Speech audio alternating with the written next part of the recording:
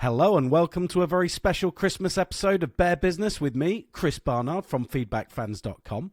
Today my guests cover brand, social and automation and AI, and they are Gemma Johnson from Emotion Brands, Vicky Balance from Step Up Socials, and Phil Hughes from PHH Digital.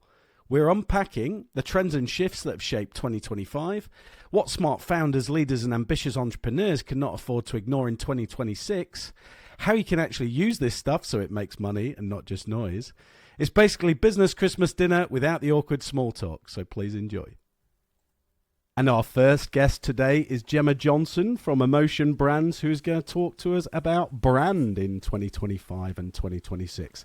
Hi, Gemma. Would you like to talk to us about what your views have been and how you reflect on 2025? Now we're at the back end of it, approaching Christmas, and what we can expect from brand in 2026, please. Yeah, so hi Chris, thank you for having me on. So as you said, I'm Gemma. I'm a creative brand consultant and I help to strengthen and humanize software brands to attract more customers. So the trends that I've seen from a brand perspective in 2025 is the rise of the customer voice on socials, which will tie in nicely to what Vicky's going to be talking to us about. Never has it been more important to put out a good brand on socials and build in in the public eye. We've seen brands rebrand like Cracker Barrel this year. They had a complete boycott because it did not go down very well. They didn't read their customer. They didn't know what they wanted, and they went ahead and rebranded. Then there was a huge apology from the CEO. There was memes. The brand was completely torn apart in public because they sort of misread the brand, and that's what's become really, really popular now is brands using socials to build their brand much more. So it's never been more important to put out a really good brand on socials. I've been following a startup called Salt, which is an electrolyte brand. They only started this year and they've completely annihilated the category because they've now got like 35,000 followers on Instagram. They've got 20,000 on TikTok. They've within 7 months of launching, they're now in Boots. Boots have just are rolling out their product in 150 of their stores. So that just goes to show how important. And the thing that they've done is they've invited people into their brand building. They've kind of everything, all the decisions that they've made about their brand, about the colours, and they've invited their viewers into that process of building their brand. So it's been very public. People have absolutely loved it. They've got on board with it, and now they're scaling at a ridiculous rate, and they're now going into Boots in the new year, maybe even now actually. So yeah, it's very much kind of a trust and a transparency thing. Kind of how can you brands like inviting them along for the journey. And then for 2026, there's obviously this year there's been an absolutely huge adoption of AI. 78% of businesses now use it. 95% of directors are using it. So it's very much how I see a lot of people complaining about how it dumbs things down. It's dumbing down people's posts. So it's kind of, how do we use AI?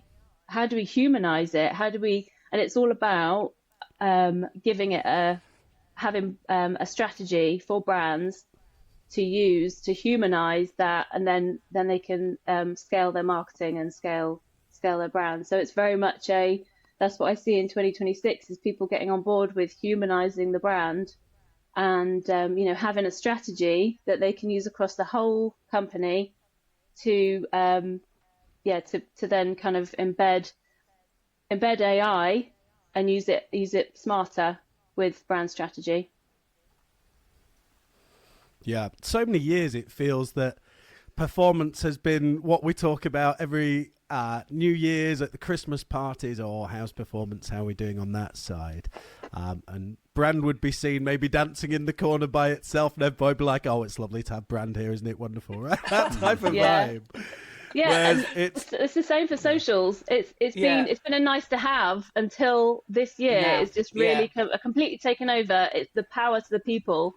They've got so much more power now, and people are realizing that. Brands are realizing that and using it, and the smart ones, are using it to their advantage. Yeah, I saw a great study over Black Friday. I might dig those figures out and just put them in the show notes because I thought they were very interesting, which was talking, as you've spoken about lots of times before, actually, the efficiency markup of having a great brand. So it was talking about Grinch campaigns over Christmas. Obviously, you'll have seen the McDonald's one, people using that IP. Also, some retailers have been using that IP to sell more stuff alongside their brand. Aligning with well-known other brands to sell products. And the study in particular was talking about how businesses selling over Black Friday with bigger, more well-known brands were getting far more value back than other brands, and it sort of driving down that cost of acquisition as an efficiency driver. Now, very exciting, people are starting to talk about brand in that way, right? As traditionally people would say, so difficult to measure, so hard to be able to put a value to it. But I mean, that is putting an exact value to it, Gemma, isn't it? I mean, very exciting developments, that sort of thing. Yeah, I think it is very much it's not a nice to have anymore. It's kind of there has to be a strategy that links the customer, and I think that's what I see a lot of is people kind of not reading their customer well enough, or not kind of putting out the pain points that it's too broad. They're very broad in how they speak to their customer, and they're the ones that are kind of missing the mark and not quite, their content isn't hitting the right notes. Yeah, I think we'll probably get into bits of the AI side as well when Phil gives his talk on it. But it's certainly AI and automation has had the same sort of transformation this year, Phil. Would you say on the brand side? It looks to me like AI and automation has actually pushed brand to the forefront of marketing and performance behind. Would you agree on that front? Yeah, I would. I think one question I've got for Gemma, actually, I think could be interesting is, it's pushing it to the forefront. I think people are taking things more serious because they've got the ability to distribute more.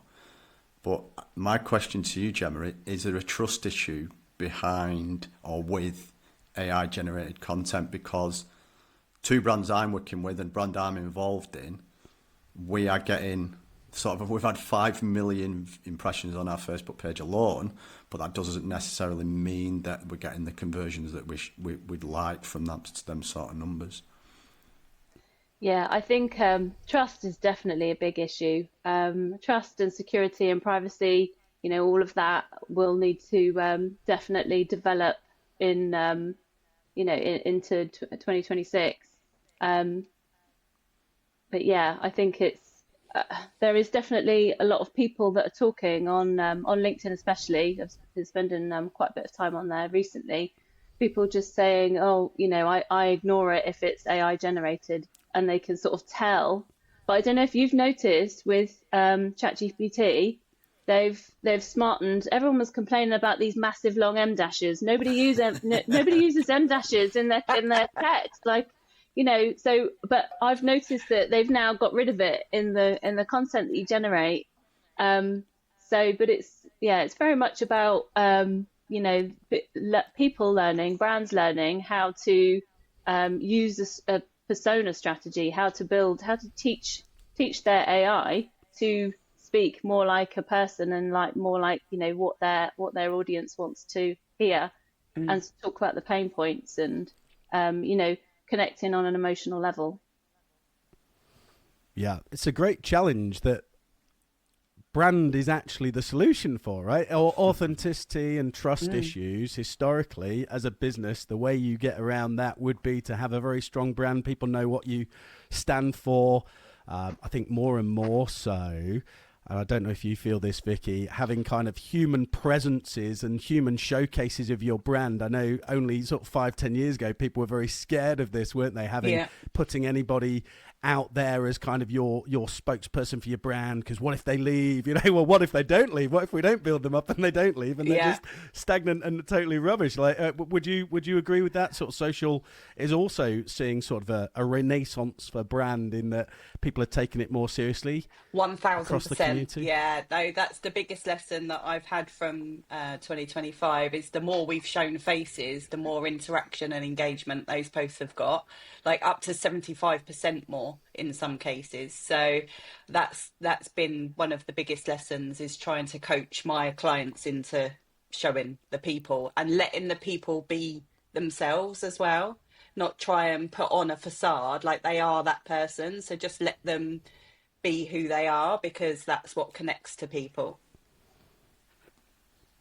Yeah, I think with social media has been an interesting one on the brand front for a while, because we're starting to see this sort of verticalization, as I would describe it, which is that commerce happening all in one platform. So let me sort of put this to you as a panel. So people, the old discovery phase used to go through, maybe they'll search on Google, find something, compare it on a comparison site, go to the business website, have a look, see what they think to it, maybe come back in a couple of weeks and buy something on their preferred method of buying something. But a lot of the trend that's been seen in Black Friday apparently is people staying in one environment the whole time, doing everything there, the discovery there, the research there, the purchase there. So if we're talking about commerce verticals in this way, I'm probably talking about Amazon, particularly we're talking about TikTok Shop. We're talking about the platforms getting to a stage where they're like, actually, from a first party data perspective,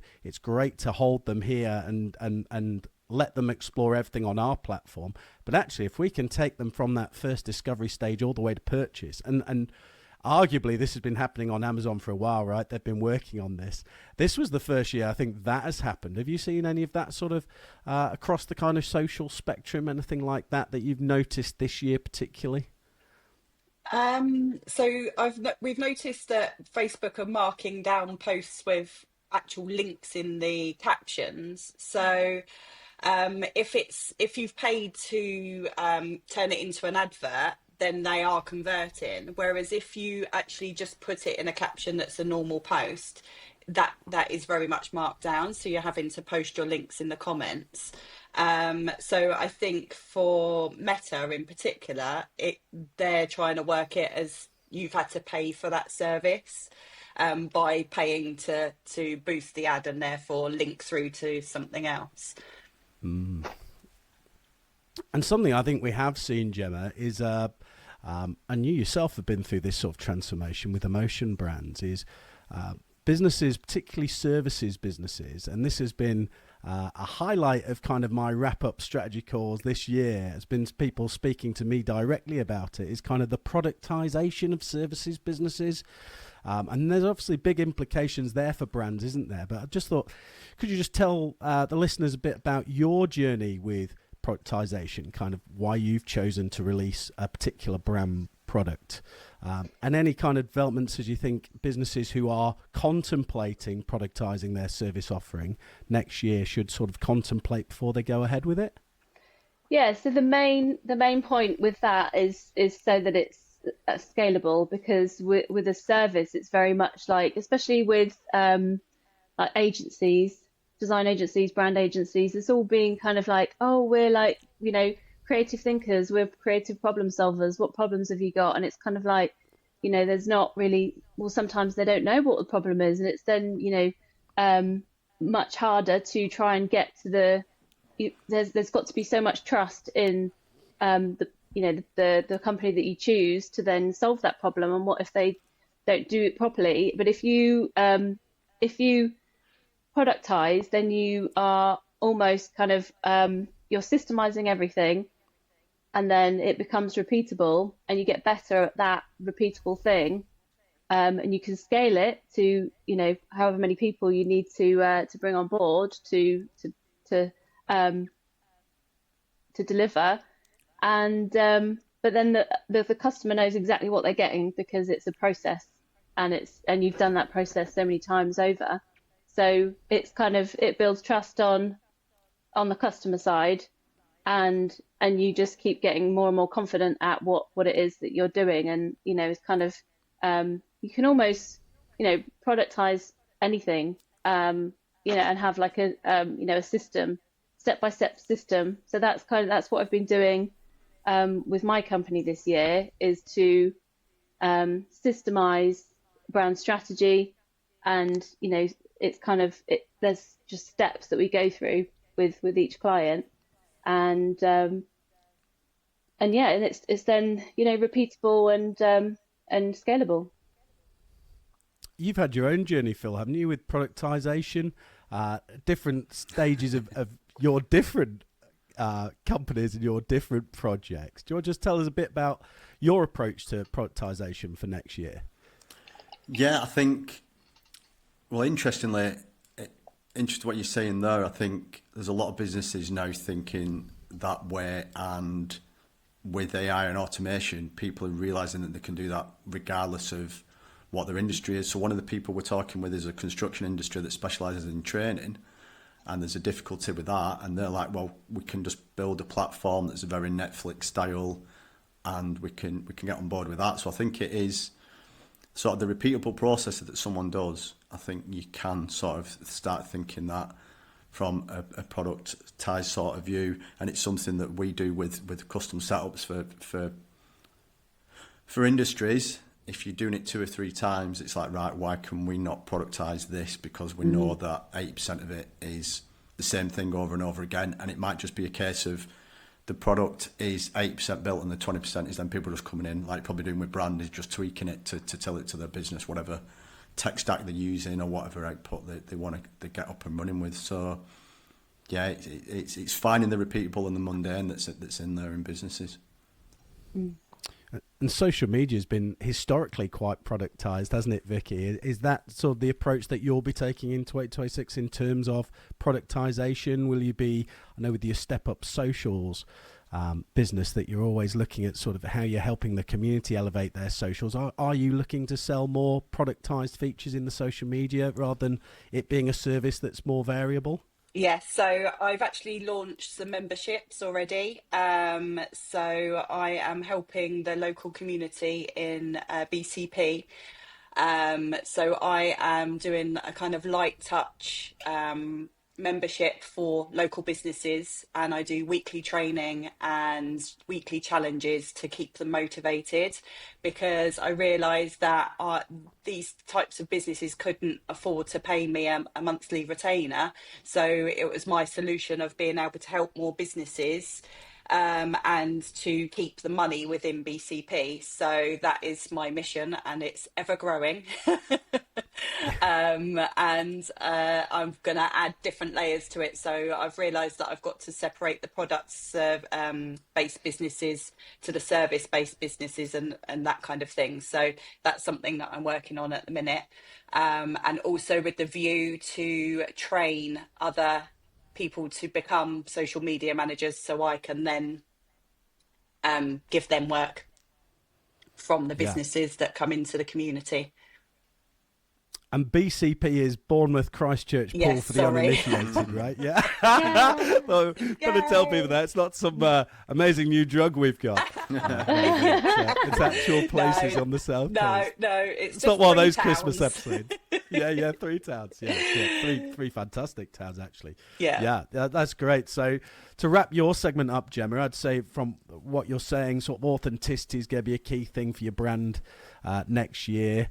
Brand coming to the top of the queue, right? Feels like been waiting a long time for that, but absolutely at the top of the queue now. If you're not thinking about your brand, you're going to be falling behind. And humanize it. Have a strategy to humanize it so you can use AI smarter. And this human premium, I seem to be talking about it almost every day, that people are going to be bored of it. But this is going to be it in the AI automation sort of revolution, isn't it? You're going to be able to charge for the human touch in this, which will be the best touch. It will be the emotional touch, the touch that's going to be important, the touch that means someone buys from you and not the competitor, right? Mm-hmm. Yeah, indeed. Yeah, excellent. And that moves us on to something else that's going to be important. I think this has always been important and will be equally so next year, Vicky. Community and the importance of social media and the importance of running a community. I think you're probably the greatest champion for running a community. Let me put this to you. When I used to go and talk to businesses about social media 10, 15 years ago, firstly, it would be very difficult because my IT team would block me from going on social media. So being able to run the social media accounts was absolutely impossible, despite it being in my job description. I don't know what they thought I was going to do. Messing about on Twitter all day. That used to be the accusations, didn't it? 10, 15 years ago. Yeah. But we've moved on a bit from there. People understand that. People understood then in the first few years that you shouldn't just be there parroting your products, pushing yourself onto people. Good. Yeah. So that was we got past that, didn't we? Got past the spammy pammy. Yeah. Past the spammy pammy, and then we're kind of reaching that stage, aren't we now, where people are understanding, okay, so there's give and take. We need to be part of trends. We need to, and we should, build and own a community. We'll probably build it on the social media platforms. Then we've got to find a way of maybe holding that data ourselves, make sure that if there is problems, and people do experience this, don't they, with their Facebooks or their Instagrams, we've got email addresses or ways to contact people, ways they have consented to be contacted. Love to hear what your views are on your wrap-up of 2025 and what you think's coming next in social media in 2026, please. So in 2025, as I've said before, is the most engagement came from people being themselves and showing the personality, showing the humans behind the brands, and bringing the community in by asking questions and having, when we have keyword call to actions, we're going into their inbox and we're having those kind of discussions. Like, that has been one of the biggest wins, I think, this so far this year. And collaborating on posts as well. So a lot of our clients, we have worked with other businesses in the local community and collaborated on posts, and that's worked really, really well. And we've seen a lot more engagement with that. And I've been helping the local businesses within the Step Up BCP community to do exactly that with their communities as well. And being social on social media. So not just posting and ghosting and disappearing, like actually engaging and responding to comments, liking on other people's content as well, and just, telling the algorithm who it is that you want to interact with and that kind of thing. A lot of businesses I've found, especially the ones that come into my community, don't realise the importance of that at the start. So they might have 100 views, and then when they start doing it, they're already in tens of thousands of views just by spending that 10 minutes of engagement time before they post and after they post. So I think being social on social media and having a bit of humanization behind it has been the biggest lessons, for sure.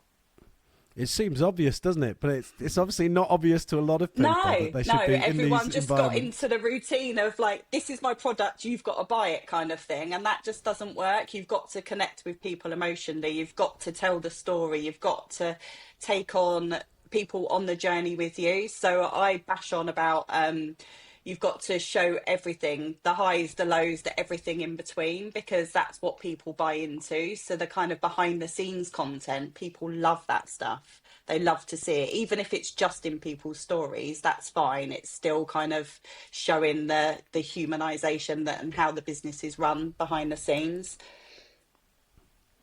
And for next year then, what's your kind of view on how it's going to evolve next year? I think inevitably we're going to drift into sort of Phil's AI automation area, but I've got an interesting question for Phil with regards to social media. I know from our episode together, Vicky, that you're a fan of people using it to sort of aid their creation of social media.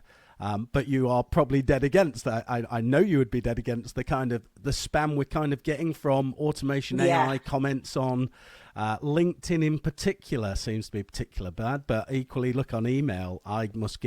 We all must get hundreds of sort of spam AI generated emails. What's your kind of outlook for social media for next year? So Meta have said that they're actively pushing down the spammy pammy posts, and they are drowning them out. So I think the more we convince everyone to just show up as themselves and share that real content as they're going along in their journey and growing their business, showing their team, like showing their customers, their suppliers, like all of that kind of stuff. That is the stuff that's going to win, I think, because if Meta have like said that that's what they're going to do, then that's, you know, that it's coming, and we will stop getting botted by people. Yeah. Yeah, I know you've done some very interesting things, Phil, with automation in social media environments. The account you mentioned, the phishing account, you've obviously had great success in that in terms of generating lots of views with AI automation. How kind of much of a priority, because obviously something you must be having to do sort of next year is consider where the environment and the marketplace is going and what people want to spend money on, as people increasingly are becoming more happy to spend on whether it's AI automation, prospecting, experimentation. How much time will you be spending on kind of social media solutions? Is it a problem that needs solving with AI automation? Is it something you're particularly excited about? Are there other areas that you're more excited about sort of automating and using AI in than social media? What's your view on it? I think there won't be a big uptake. I think Vicky's hit the nail on the head. I think brands will actually they'll be using AI automation to save themselves time, and then they'll be focusing on the actual relationship building. I think that's where everyone's wanting to go.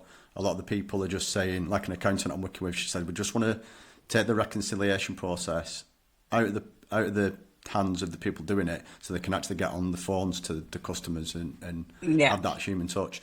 So I think it's going to fast track the human touch, which I think we might see a fall off in AI generated content in favour of the more human stuff. Because I think, again, like I touched on it, the views are great. I can get millions of views on an Instagram account, a brand new one, none of the engagement that people say you need to do. But there is nothing off the back end of it, because there's no human touch to it. So I think there will be a fall off in that. I think what your question there, Chris, is I think it's people want to sort of automate the ability to get in front of someone and start the conversations. I think that's the where it's going with the AI and automation piece, is how do we actually just get like onto a call like this, on an online call. I think that's what people want to try and do, so that the human interaction, they just want to get to that as fast as possible, I think, and that's where AI and automation is coming in. Yeah. Does that even work though with the very early kind of? So, for example, if I was to say prospecting on LinkedIn, you sort of reach out, you make the connection, you try and get them into a conversation, don't you? So how is that automated? Like, how are people automating that part? So for one example for me is, I would try and get people to start again. I think they're automating the actual prospecting in terms of, right, instead of just going, they work in social in the UK, it's like, right, what do they specialise in? Are they in our area? Are they the right person? So I think they're actually refining that process of who we're actually reaching out to first. And then I think they're personalising it a little bit more. And for example, stuff I'm doing is I'm using AI automation to try and get in conversation with people to find out what the headaches are. And then the reporting and the documentation and the follow-up of emails are all generated. And then there's a bit of a problem at the minute. It's kind of like fastest finger first. Who can send the email with the right documentation that's created fastest? And I think that's where AI and automation is coming in, is you're getting to that touch point very, very quickly. Yeah. If that answers the question enough again on that one, sir. Yeah, no, it's fine. It's fine. It poses a really interesting question, which is a kind of view, and I suppose some of the listeners will agree with me on this and some might not, which is that possibly the worst case study, in my opinion, for AI is removing the human interaction. So there's so many great uses for AI, so many great uses for automation. I think the sales process is a really interesting one for you to bring up, Gemma, because obviously there is a clamour, as Phil's saying, for people to be able to produce these sorts of solutions. Phil and I talk about a solution like this almost every week at the moment, because there is such a clamour for it. But that actual interaction piece, a lot of people have issues with it, and as soon as they do find out it's automated, it goes straight in the bin. I think rightly. I think there's kind of there might be a view that that's going to change over time. And rightly, as Phil says, it can do some really interesting stuff in terms of what I think it's interesting. Some people might find it spooky, right? It will have a look through your history and try and create a targeted content message that will resonate with you. So, for example, it would scan your LinkedIn post, probably take one of your fabulous carousels about brands with big personalities, Gemma, and try and engage you in a conversation about that as kind of a slightly sneaky way. And this technology is out there now. I actually sent Phil a clip from a business just last night saying, have a look at this. This is very much like we've been talking about. But it's, I mean, we've talked about the importance of authenticity in 2026. That does lack authenticity, doesn't it? But it does allow you to do these things at scale. I mean, these people are talking about it like it is a Lord Savior in terms of you don't need a sales development representative. You can have this AI bot and it will do all this, and you can pay for it to handle 25,000 contacts, which for a lot of people sounds very scary, but a lot of businesses, and I think you must be a great reader of this, Phil, with the businesses you engage with. Some will be like, that is horrifying, and other people would be like, that's absolutely brilliant. This is kind of the polarized spectrum we are as humans, right? In 2026, does the polarization continue? Or do you think people get more used to it, Phil? Is it just because it's new and shiny and people are still, even tech people like you and I, are still trying to look at how we integrate it into our workflows?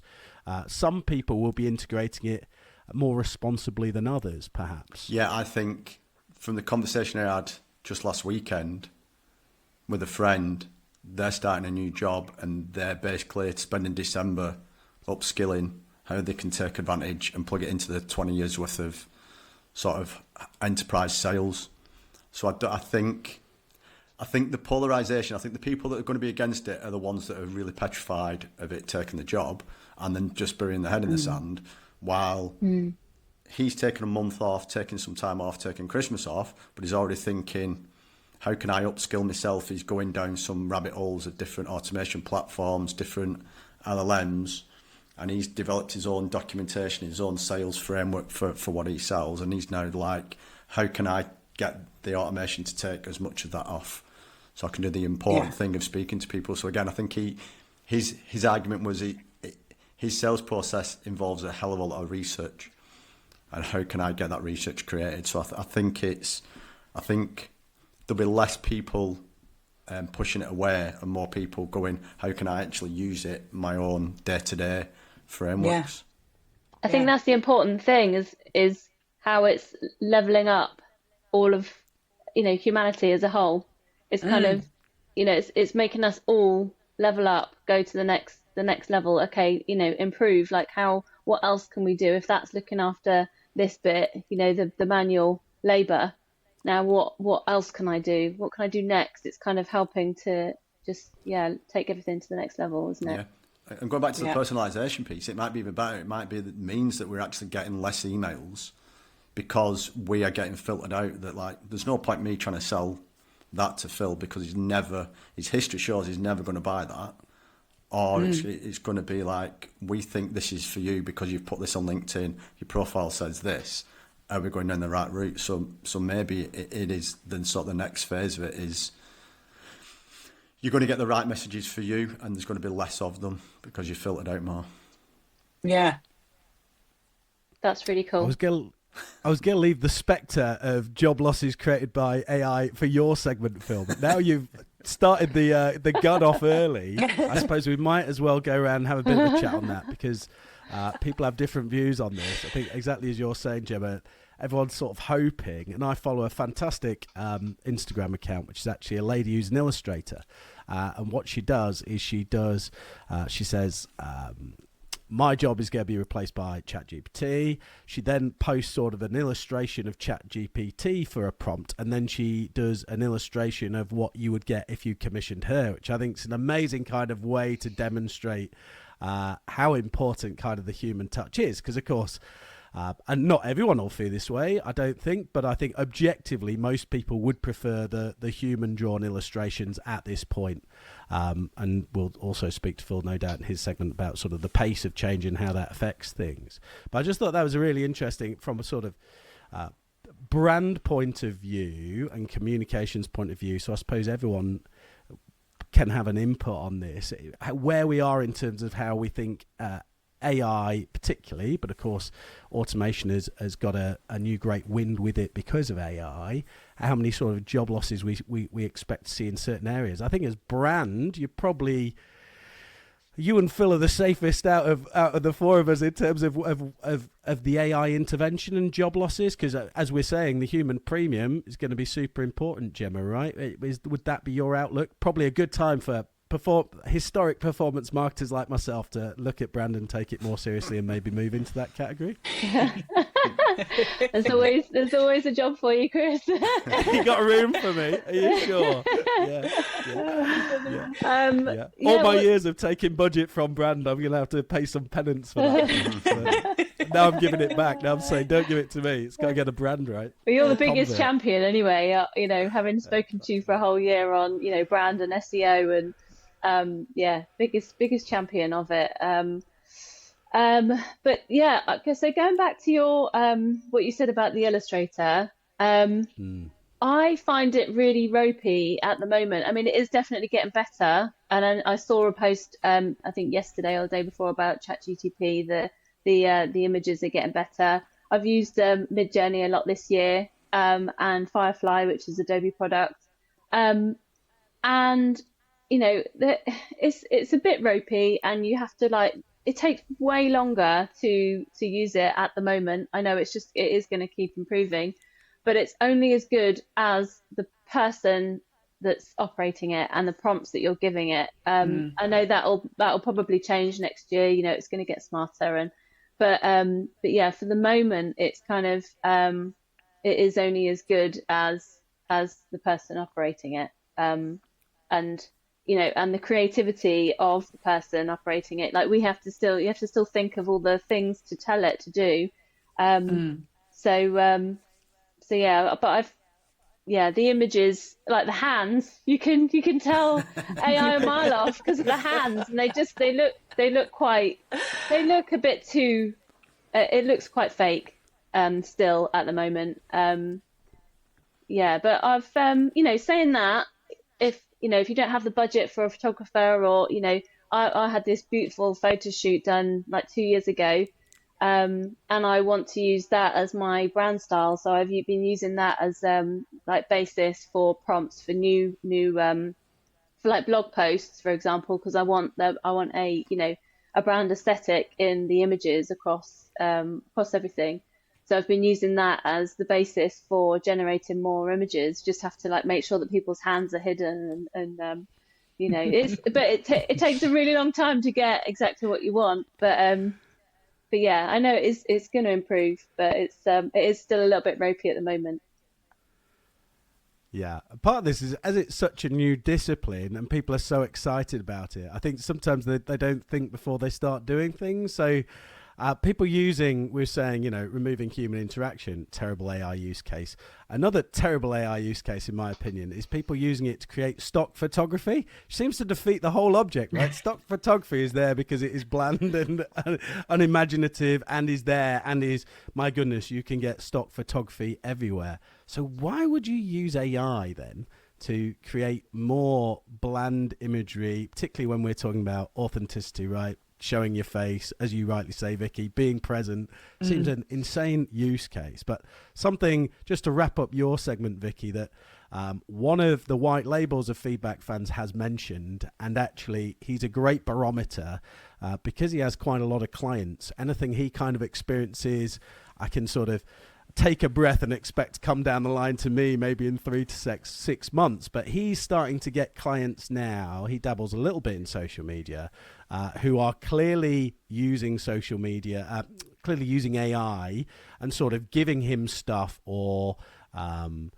checking his stuff and coming back with things to him that they would never say, not in their tone of voice, in a clearly AI written email about stuff. Are you starting to see clients in social media sort of giving you, hopefully not AI generated stock imagery to use or any kind of text like that? Thankfully, you've not got none of that coming yet. Yet being the operative word, right? No, because so for clients, I tend to go and take the content myself, or if the team feed us the behind the scenes content, then I know whether it's real or not.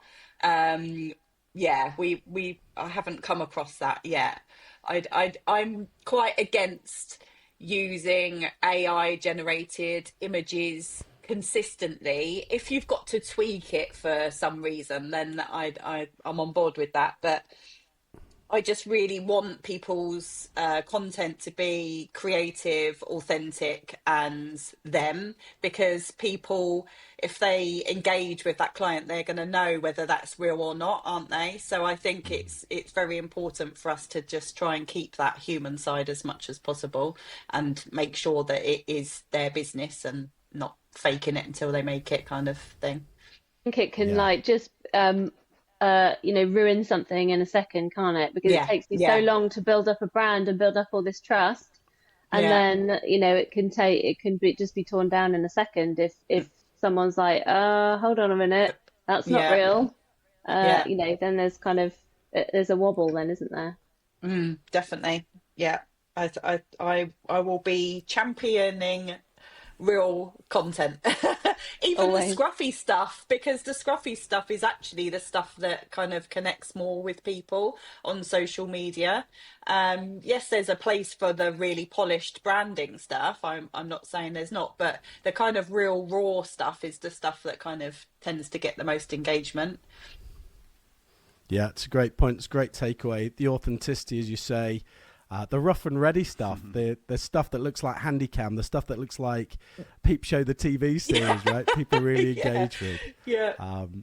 I was really surprised actually doing the series of the humanizing brand series. I've been looking at brands' social medias and how their human persona comes through in that, and I was really surprised that that is what people expect now, is the kind of the more rough and ready, like it's all about videos, isn't it? Most of the brands that I've been looking at are all kind of just videos after videos on Instagram, this is, and I imagine that's influenced by TikTok, isn't it? But yeah, it's very much like the polish is kind of not a thing anymore. No, just show up as you are. Like I used to be really scared of going on camera without makeup on, for example. Now I'm walking up the heath, my hair scraped back, like I just go on camera no matter what. If I think of something that I need to say, I just say it, basically. So, and that just seems to connect with people more because it's real life. Yeah, and that's a great point. And that is a trend that is happening, Vicky, right? People are starting to push past and I think of everybody on this panel here, right, and coming on this podcast and vodcast, everyone's pushing past that kind of innate cringe factor people have when they think about recording themselves and just doing it, right? Yeah. And everyone now understands, again, sort of 5 years ago, that might have been sort of frowned upon, but that is the way it's going, right? It's authentic video. Yeah. Authentic video. Yeah, I've convinced a lot of the step-uppers, as I call them, to just count 5, 4, 3, 2, 1 and just go for it. And they're doing it and they're seeing the results. So, yeah, it works.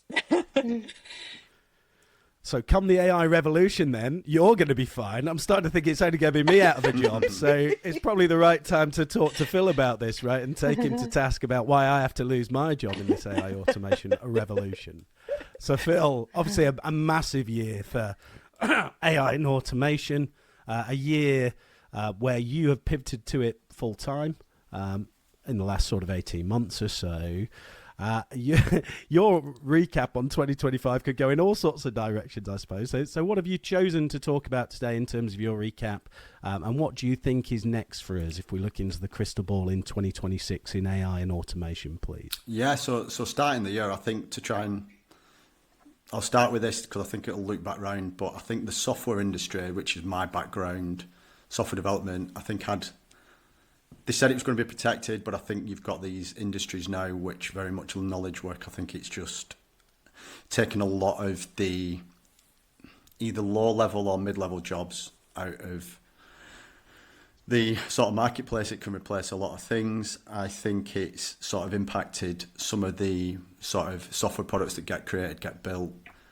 From then my point of view, then launching the agency, it's been a massive uptake. I think the education piece that you probably need to give to people about automation, the benefits of it, the benefits of AI, there's you don't need to do that. You just basically say, I can help you with this processing as part of your business. They know it, there's a massive benefit. The price of everything's gone down. The cost to get a software solution built, all these solutions built, is getting lower and lower on what feels like a daily basis. So I think medium, small businesses, solo operators, I think the technology this year is really the first time really readily available for people. I think there's always been a little bit of a barrier to entry, and people are really willing to try it. Where historically they've gone, this is how we've always done it, this manual process. Like, I've got a friend who's an electrician that helped out. He runs an electrical business. He's got staff that are doing manual invoice processing because it's all this antiquated process they've always done. It's like, we just need to stop doing this and get rid of that and get up and running. So I think people are jumping on it. So that's been 2025 is the people, the awareness and the adoption. I think it's just people are just doing it from a point of view of hiring myself and the agency, and a lot of business owners are just taking it on and setting themselves time. There's probably everyone on this call does, to just go and, right, what can we look at and start taking advantage of from a problem solving piece. I think mentioning the software, I think that's what I see for 2026, and what the conversations are having is that the industry's been hit, but I think people are more open now to go in, we need a software solution that's right for our business. So another friend, he works for a large company, he can't get what he needs from the business from a software point of view, but he has a tech budget. So he's coming to us and going, can you help us solve, with just software, solve a solution, a headache rather than with a solution that we can just get up and running. And if it goes into the wider business, great, but we need this for us and our small team. And then I touched on it earlier in the conversation, but another friend I'm helping with her business is the construction education and training piece. They want a brand new platform that's AI driven, that's Netflix style. We're going to start using AI in terms of, you take the questionnaire, you get the answers, and people in construction might not be text based, they're more visual, they like audio.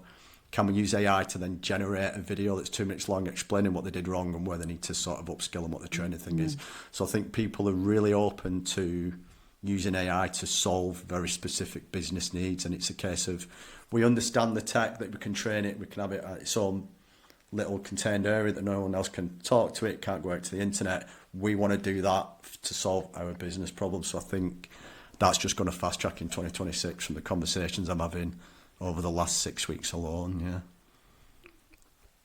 Would you agree there's a big challenge, I think, for all sizes of business, because of the pace of development and because of a lack of understanding, quite naturally, because it is new technologies, that a lot of businesses are, and we see this in your communications actually from your agency, businesses are kind of finding it hard to engage and get to that first level. And I say this because I know a lot of businesses who are at this stage where they're kind of head in the sand about it. Some people might be using it for their emails, they might be using it for data analysis, which actually is a really great case study, right? If they're in sort of a data analysis type job, or are using that to inform, say, marketing strategy or whatever. But across businesses more generally, there might be a generational divide here. It'll be interesting to get your thoughts on that. I think a lot of businesses don't quite know where to start. I mean, it is fundamentally, and I think everyone will understand this, not next year, but over the next few years, that you're going to have to refactor and kind of change your operating processes, because they will be a lot better if you integrate automation and AI. But I think that is such a ethereal big problem that human brains like to shut off and not think about it too much, Phil, right? And so they'll probably be like, right, we'll do it next year, whilst they're falling behind with people who are adopting it, or new businesses, for example, are integrating with AI from the start, Phil, right? a lot of businesses sort of, they're scared of the amount of work it's going to take. Like how are you kind of dealing with that challenge? Are you finding this, or are you finding that actually the businesses you're working with are not so scared of it? How are you kind of managing that process?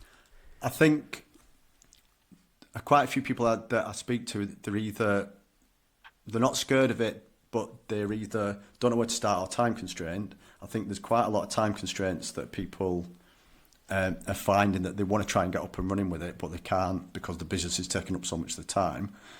And I think there is the shiny object syndrome and sort of the decision of what do I actually do. So I think one of the things that I do with people is let's do a session to figure out what's the 3 to 5 things we should focus on. High impact, low effort, and let's focus on that and let's get a solution going with that. Regardless of what tech we're going to use, let's just get something moving, because I think there's so much. Because if you go on TikTok, there'll be a new AI tool guaranteed every day.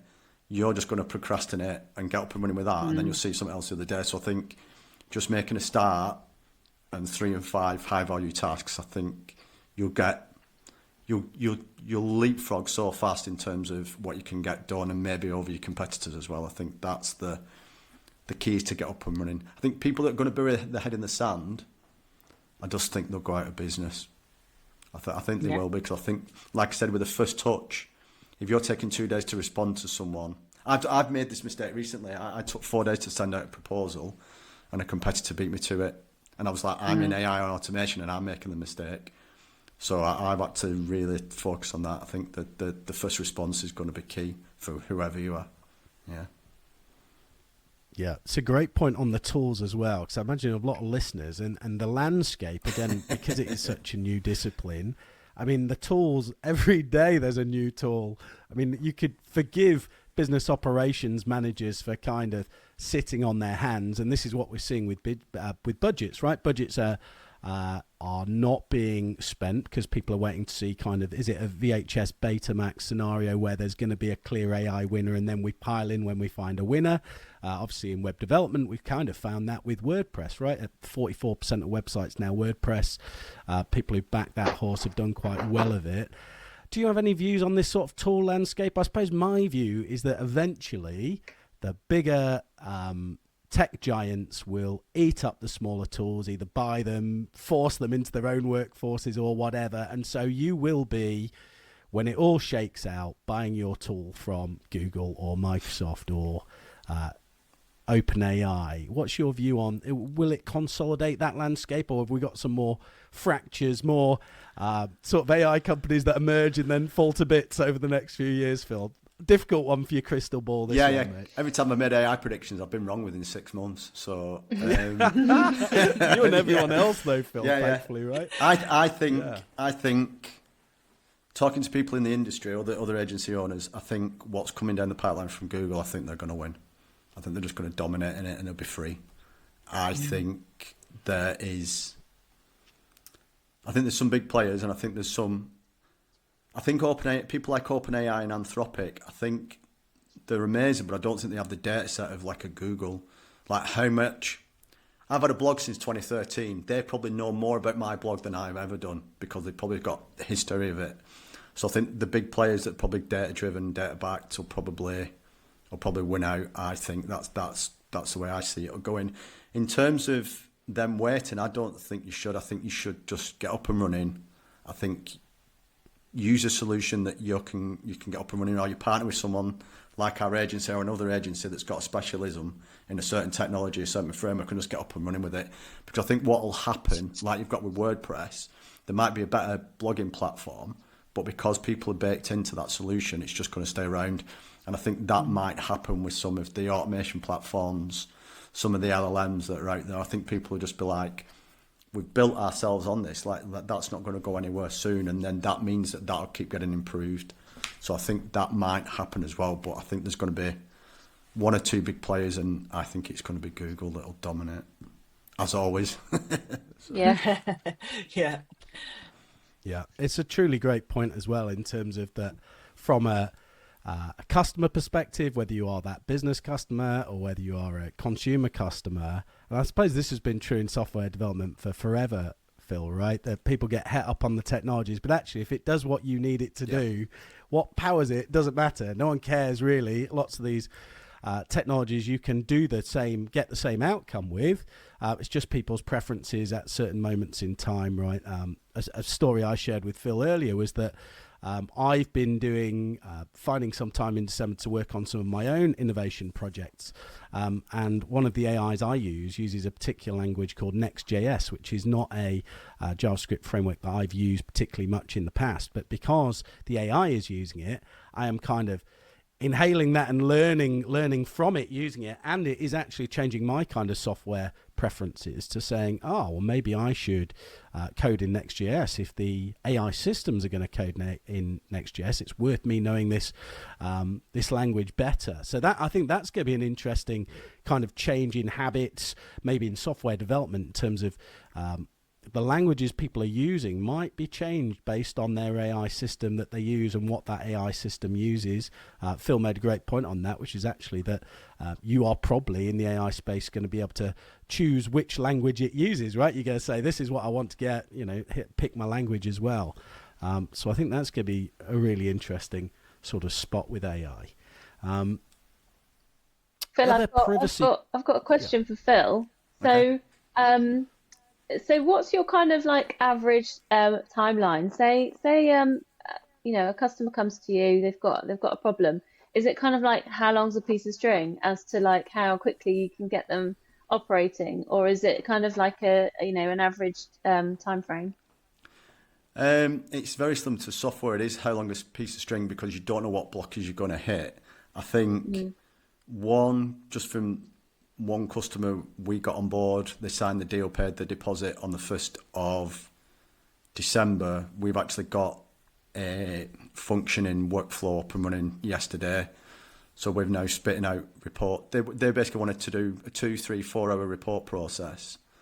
When it does to automate that, we got the test output yesterday was the first run. So you're talking a few weeks where we can get something up and running now. In terms of full delivery, I always tell people, I try and be honest and open. It said it might take 3 to 6 months because you're going to have to test it. You're going to have to feed back to us. We might find issues with it. You're not going to be able to think of all the edge cases until you put proper data through it. Yeah. So it is, you can get something delivered within a month, but think more about 3 months before you're going to get something that's really valuable for your business. Because I think I'm going to call people out here. There's a lot of people on the internet going, just sell this template for $5,000 and then someone will start paying you £1,000 a month and you'll be a millionaire within 6 weeks. I was like, it doesn't work like that. These actual implementations, there's a lot more moving parts that you're going to need.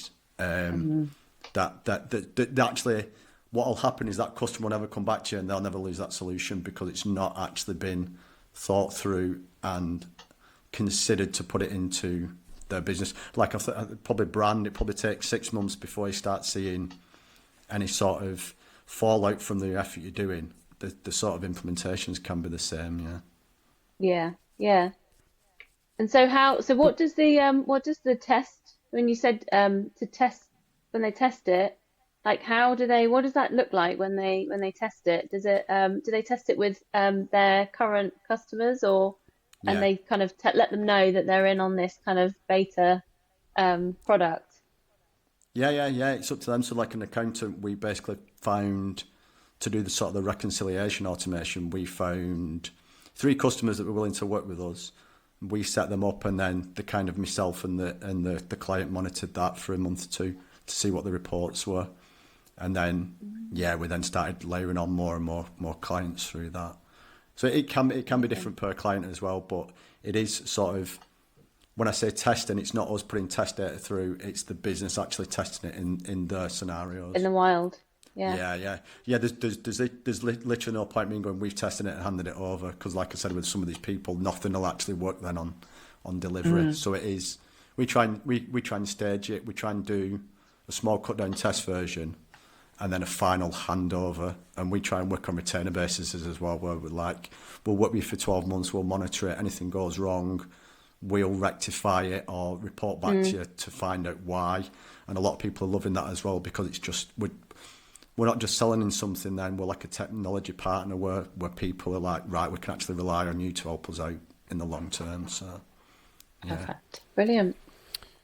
The way I've started to think about it and talk to businesses about it, Phil, to try and break down this kind of, oh, woe is me barrier, this is we're going to have to look at everything and recalibrate everything, is to think of it in terms of, for now, in terms of workflow and innovation, right? How can it help us do our job? So I'd very much encourage businesses who are wanting to look at this to sort of engage with you on this, right? How can we look at various areas of the business? Because I think we both argue that there's no area of a business that couldn't be helped at this stage in AI and automation, right? How can we free up time for your staff members so they're working on higher value stuff?